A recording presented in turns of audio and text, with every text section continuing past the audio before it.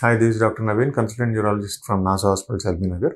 ఇప్పుడు మనం ఫ్రీక్వెంట్గా కోవిడ్ వచ్చిన తర్వాత చాలా మందిలో బ్రెయిన్ ఫాగ్ అనే దాని గురించి ఎక్కువ మంది డిస్కస్ చేస్తున్నారు. బ్రెయిన్ ఫాగ్ అంటే ఏంటంటే నార్మల్గా మన brain it is like A computer, ఒక ప్రాసెసింగ్ చేయాలి ఇన్ఫర్మేషన్ని. సో ఏదైనా డిఫరెంట్ రీజన్స్ వల్ల ఈ బ్రెయిన్ ప్రాసెసింగ్ కనుక స్లో అయిపోయింది అనుకోండి, అంటే మీరు ఎక్కువ సెడేటివ్ డ్రగ్స్ తీసుకున్న వాళ్ళైనా కావచ్చు, లేకపోతే స్ట్రెస్ లెవెల్స్ ఎక్కువగా ఉన్నప్పుడు మన ఇన్ఫర్మేషన్ బ్రెయిన్ ప్రాసెస్ చేసుకోలేకపోతుంది. అదేవిధంగా ఆల్కహాల్ ఎక్కువ తీసుకున్నా, లేకపోతే స్మోకింగ్ ఎక్కువ చేసినా బ్రెయిన్ మీద ఎఫెక్ట్ ఉంటుంది.